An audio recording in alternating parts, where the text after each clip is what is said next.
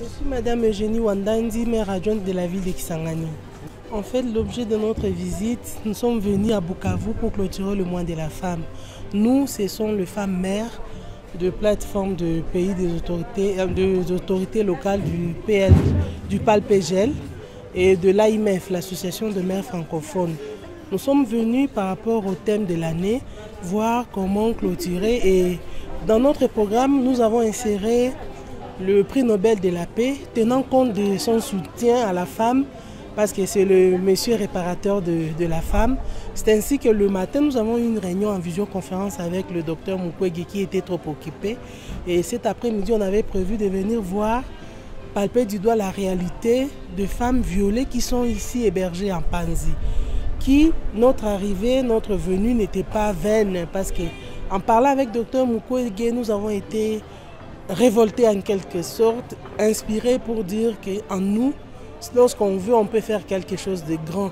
Et c'est à nous-mêmes de revendiquer ce qui nous revient de droit. Et c'est à nous-mêmes de protéger la femme, parce que la femme est victime d'une guerre déguisée qui se constitue maintenant en violence sexuelle. Et nous, comme autorité locale, nous devons y veiller sur la paix, la sécurité et l'impunité nous devons dire non à l'impunité, parce que tout cela résiste et persiste, c'est parce qu'il y a impunité. Lorsqu'on veut la paix, on doit faire la justice. C'est ce qui nous a révélé le docteur Mukwege.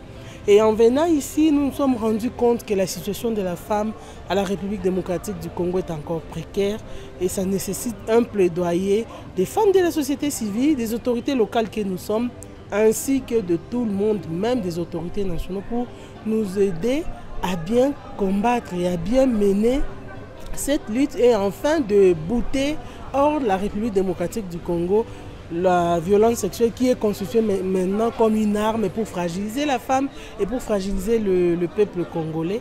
Et Dieu merci, pour moi, la ville de Kisangani, j'ai trouvé un projet sur la table que le docteur, avec la fondation, cherche à mettre un stop center à Kisangani pour aider les femmes qui sont violentées sexuellement, qui ont beaucoup de problèmes, et faute de moyens, elles ne savent pas atteindre l'hôpital de Panzi. Nous, comme femmes, nous ne pouvons qu'encourager et féliciter le docteur pour le travail qu'il est en train de faire. Parce que le travail qu'il fait, c'est purement gratuit et c'est purement humanitaire. Moi, je peux l'appeler comme un ange que Dieu nous a donné pour aider les femmes qui n'ont pas de moyens. Parce qu'en suivant son exposé, tout s'est fait gratuitement. Et il répare de fistules, ce qui n'est pas donné à tout le monde. Et je vais ainsi interpeller, appeler la bonne volonté de tout et chacun de nous pour dire que non, ceux-là qui peuvent faire quelque chose pour l'hôpital de Panzi, ceux-là qui peuvent faire quelque chose pour les femmes violées, ceux-là qui ont des moyens, qui puissent appuyer et accorder le moyen au docteur pour bien mener son travail à bout. Et aussi, les autorités que nous sommes devons faire un bon plaidoyer pour demander au président de la République, qui va peut-être nous suivre ici, pour dire docteur Mukwege est un ange qui nous est donné de Dieu. Nous devrons le protéger sur le plan sécuritaire.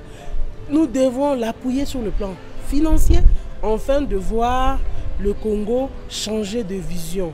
Et nous, les femmes, nous devons s'approprier l'idée, l'initiative du docteur, du prix Nobel de la paix, parce que nous avons cette opportunité. Aujourd'hui, pour moi, je me dirais que ça a été une chance d'être en face de lui et parler.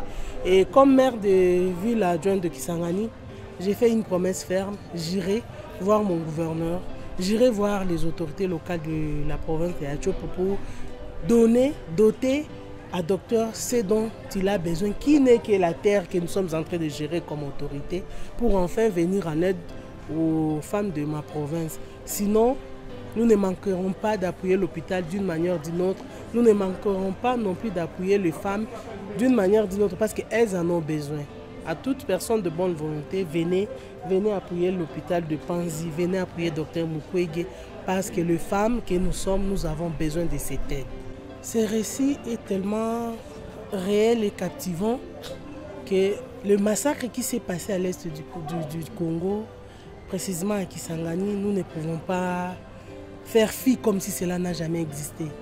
Nous avons tout un cimetière où reposent plus de 3000 personnes seulement à cause du massacre faite gratuitement pour les intérêts privés, ces gens ont perdu la vue.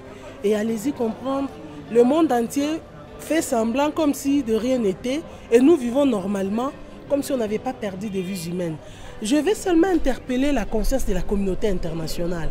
Parce que quand il s'agit du Congo, de notre pays, de la République démocratique du Congo, la communauté internationale semble ne pas être trop attachée à nous. Et nous sommes ce qu'on est, qui ne s'attache pas seulement à notre richesse, mais notre souffrance. Où est la communauté internationale pour crier, décrier tout ce qui se passe chez nous?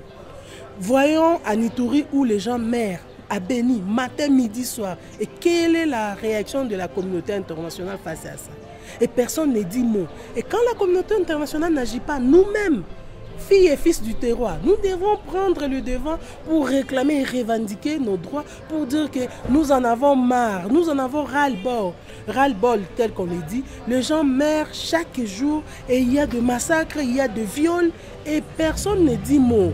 Quand il y a eu Charlie Hebdo, il y a des gens qui ont dit je suis Charlie Hebdo. Pourquoi ne pas dire je suis Bukavu, je suis Kisangani, je suis Beni, je suis Bunia, pour démontrer combien de fois on est solidaire. La population congolaise doit être solidaire au malheur des autres. Ceux-là qui vivent en dehors de l'Est du pays doivent être solidaires à nous parce que là, ce sont nos sœurs, nos filles, nos enfants, nos mères qui sont violées et tuées.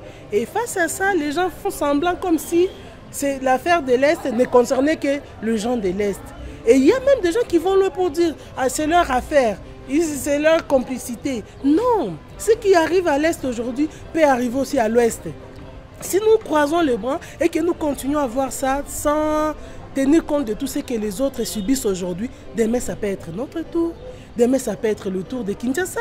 Demain, ça peut être au Katanga. Donc, nous avons tous intérêt, comme Congolais, d'y veiller, de voir comment ne pas fermer les yeux, comment rendre justice dans le pays, dans l'Est, chez nous à Kisangani, où il y a eu plusieurs personnes qui ont été tuées. Les orphelins, il y en a de partout, mais ils sont abandonnés à leur triste sort.